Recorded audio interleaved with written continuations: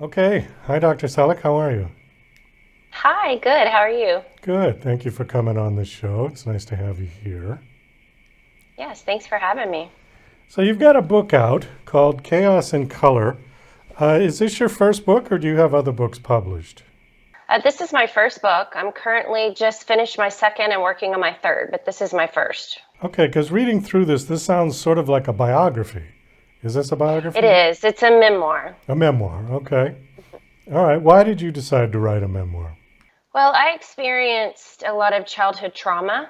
My mother was single, unmedicated bipolar, and I really, at first, when I started writing it, I wanted to write for my mom. I wanted to give these stories to my mom, and we could have, discussions that we had never had. And as I was writing, the stories just kind of came out of order. They came as they wanted to be told. And so I would hand my friends and family who were in the chapters the different stories for them to read as well. And everybody kept saying, you need to publish this. And so, it's essentially a story of healing and forgiving. Okay. Is your mom still alive? Well, that's would kind of give away the end of the book. Oh, okay. Um, but it's pretty fascinating what happens in the end. Well, it says that your mom was bipolar. Uh, what sort of bipolar is something that we hear a lot about, but a lot of people don't know much about it, specifically symptoms or what how it manifests itself. Can you give us a little bit of background on bipolar disorder? Sure. So it's basically where they have cycles. They'll have periods of mania, which is very creative, lots of energy, but that's also where a lot of destructive behaviors will occur. And then when they stop the mania, they go into a depressive phase. And that is typically where they can't get out of bed, suicidal. And depending on how their cycles present themselves, they could either rapid cycle and go through that in a week, or they could slow cycle and, go through that in a year or 2 years. So, it is one of those disorders where you have to be medicated. And the medication balances those cycles, is that correct? Yes. It replaces chemicals that they're missing and it balances out the cycles. Yes. Well, is that the cause of bipolar, is a chemical imbalance? Yes, it's hereditary. It's definitely genetic. So environmental factors wouldn't play any issue in that? It'll make it worse. My mother had I talk about it in Chaos and Color. My mother had a really horrible childhood. So, even though they had mental illness in their family, it definitely exacerbated it. Tell us about the title. So, the last sentence in the first chapter is I was born out of chaos into chaos. And I, very explicitly write about the trauma that I experienced in the book from, having her being unmedicated and at the mercy of a broken mental health system. But I have the ability to see certain people in color. 99% of the people that I encounter, it just looks like a white line is outlining their silhouette. But there are some people in my life that I see in color. So it was kind of a journey with writing. It was very helpful, actually, to be able to express different moods and feelings, that the way that I see the world in color, the way I experience my mom and my dad. I see my mom as brown, and when she was healthy, she looked like a golden, beautiful brown. When she was manic and ill, she looked very black. I experienced my dad as green, my daughter is yellow. So as a writer, it was very helpful. Growing up, it was nice because it's like I could visually see moods. But I really didn't realize other people couldn't do that. I didn't realize that till grad school. Do you still see that in people? I do. I do. There's like five people in my life that I see colors. Everyone else is outlined with just a light. There's only one stranger that I've seen with a color, and that was in Florence, Italy, and I saw her as black. But other than that, there's really no rhyme or reason. Some of my favorite people in the world don't have a color. That's interesting. Have you seen a psychic? I mean, every now and then I'll go and have my tarot cards read. Because I know, do you know who John Edward is? I don't. Okay. He's a fairly famous psychic. He had a TV show back in the 90s, and he was on this show a couple of years ago. But he talked about colors, auras of light, and things like that that he could see in people. So it's interesting. So you don't have bipolar, right? I do not, and my daughter does not either, thankfully. Okay. But my mom's side of the family, there is a lot of mental illness. There's some schizophrenia, bipolar. Um, it's heartbreaking. It's heartbreaking what I experienced with her, and so much of it, it's not something that she wanted to do.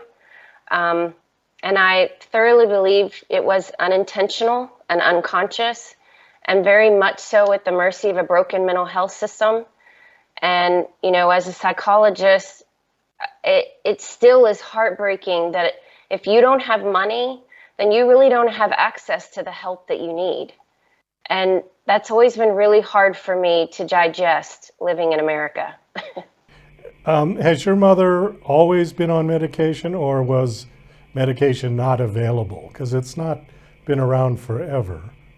Well, she oddly, and I write about this in Chaos and Color, when my mom was manic, she would be gone for long periods at a time and just leave me at home by myself. Then she would return and she would be depressed and crash and be in her bed forever. And so as a child, what I learned about medication in our mental health system is when she was depressed, we would get her to a place called MHMRA. It was the public mental health system.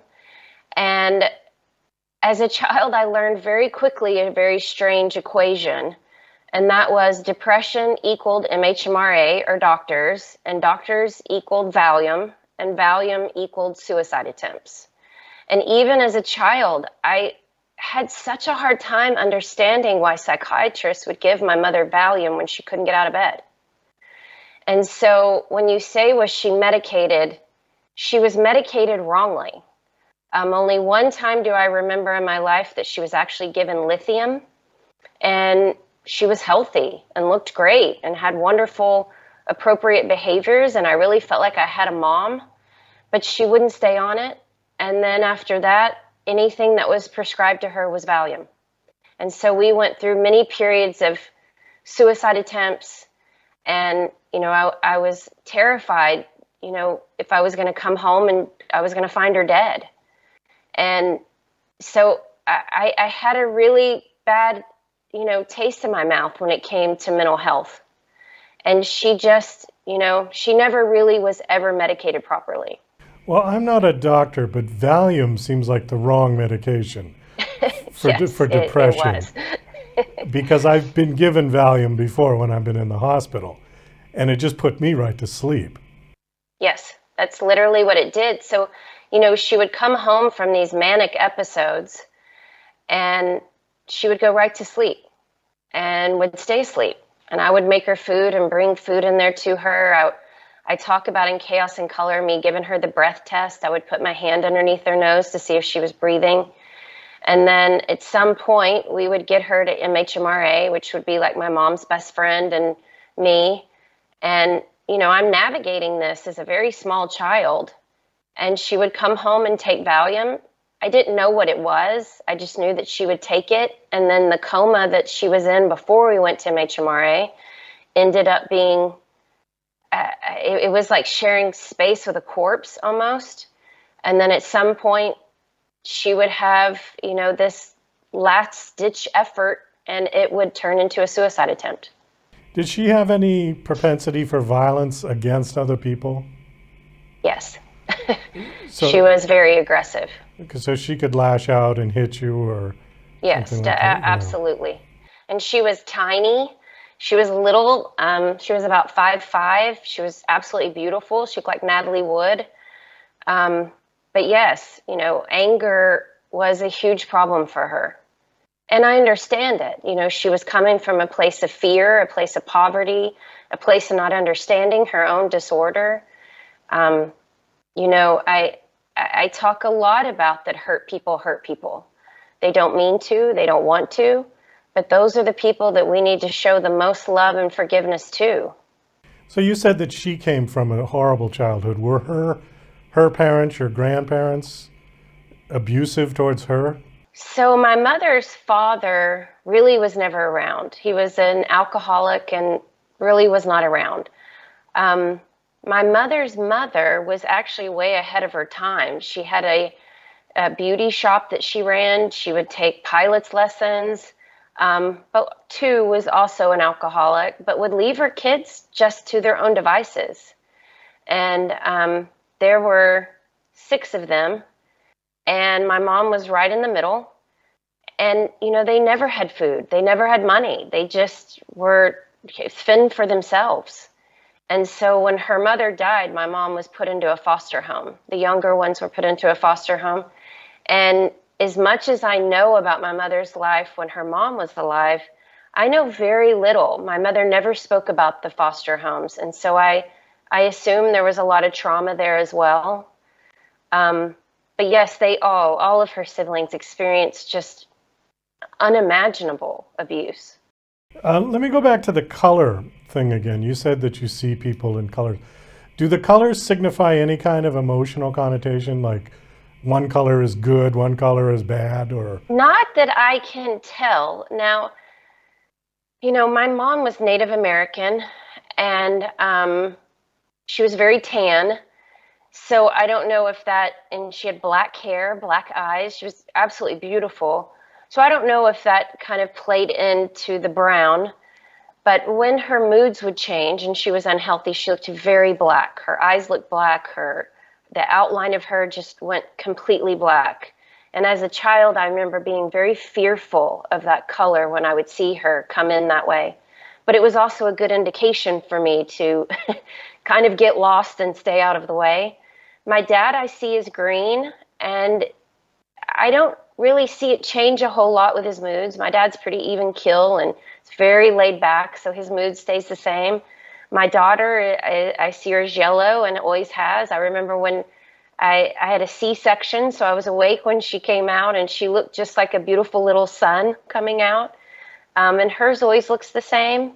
So my husband is the only one that I see in rainbow colors, and his will change with his mood. So, there's really no rhyme or reason to it. I've only met one other person that's able to see in color, and it was a child, a client of mine that was autistic. And I didn't really have the benefit of, we had a few conversations, but not many. But other than that, I've never met anybody else. So I've read about it. I've looked into the research on it, but I would love to talk to other people to see kind of what their experience is. Interesting. Has your book been released? It has. It was released September 19th. September 19th, last year? Yes, last year. Okay. Are you getting good reviews? I am. It's been astounding, really. It's very surreal. Okay. And you said you were maybe planning on writing another book? So I finished my second one, which is called Dear Caregiver, and it's a diary of sorts about what you deal with as a caregiver of someone that's mentally ill. So it has every topic in there that a caregiver would need. And I really wanted to, dedicate something and have a work that is dedicated to other caregivers. It's a thankless, lonely job. And so I wanted them to have resources for that. Any date on release for that book? Well, my publisher wanted me to wait until this book, Chaos in Color, had been out 18 months before I started to pursue publishing the second one. So I feel like I'm in a holding pattern. Well, I think on that, we're going to wind this down. Thank you very much for coming on the show. Last question, do you have a website that you want to give out? I do. It's www.drsalek.com. And you can go there and find out all information about my books. You can write in questions to me and I will answer them. Any form of media, any of my interviews are on there, reviews are on there. So Please visit it. Okay, great. Well, again, thank you for coming on the show and best of luck with your books. Hope they do well. Thank you. I appreciate it.